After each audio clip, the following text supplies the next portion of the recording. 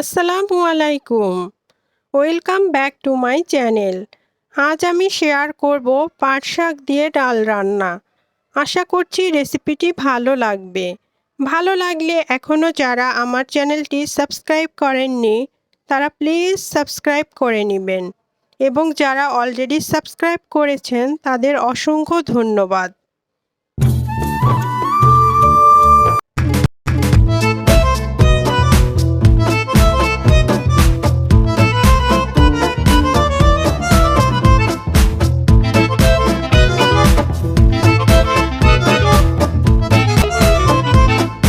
এজন্য আমি 1 কাপ খেসারির ডাল নিয়ে নিয়েছি।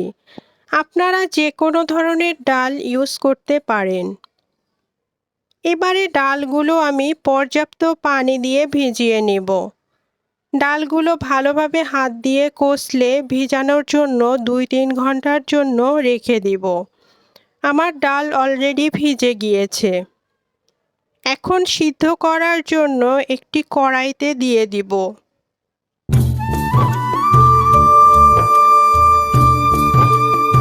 এবারে ডালের ভিতরে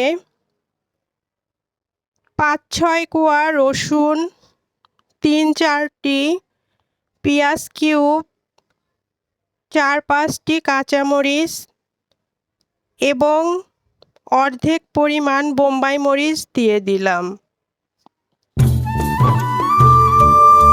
আপনারা চাইলে ঝালের পরিমাণ কম দিতে পারেন।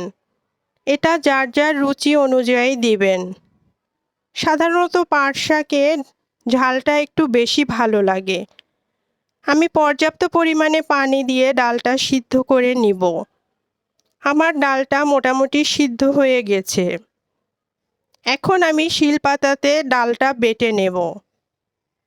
আমার ডালটা বেটে নেওয়া হয়ে গেছে। এবারে প্যানে ডালটা নিয়ে নিলাম। এখন 1 কাপের মতো পানি দিয়ে ডালটা খুব ভালোভাবে মিশিয়ে নেব।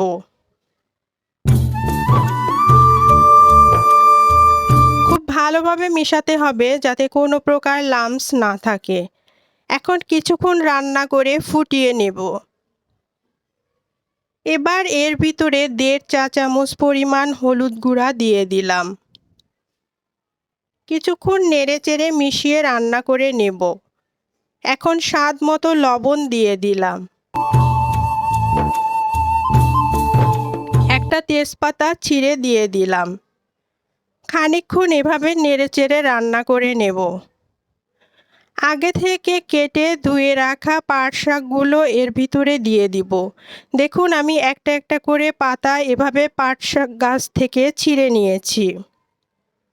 এবারে আমি গরম ডালের ভিতরে পাট শাকগুলো দিয়ে দেব। পাট শাকগুলো দেবার পরে খুব ভালোভাবে ডালের সাথে মিশিয়ে নিতে হবে। এভাবে খানিকক্ষণ রান্না করে নিব।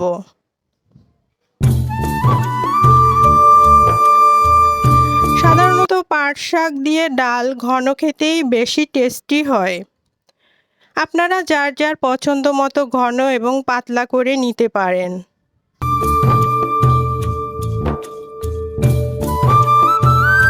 খানিকক্ষণ ফুটিয়ে আমি পাতাগুলো ভালোভাবে সিদ্ধ করে নিব।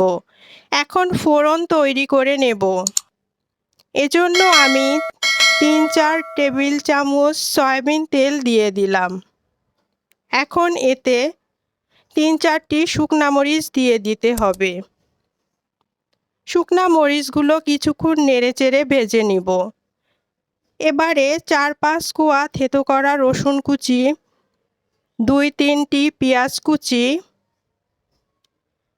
দিয়ে কিছুক্ষণ নেড়েচেড়ে নিতে হবে।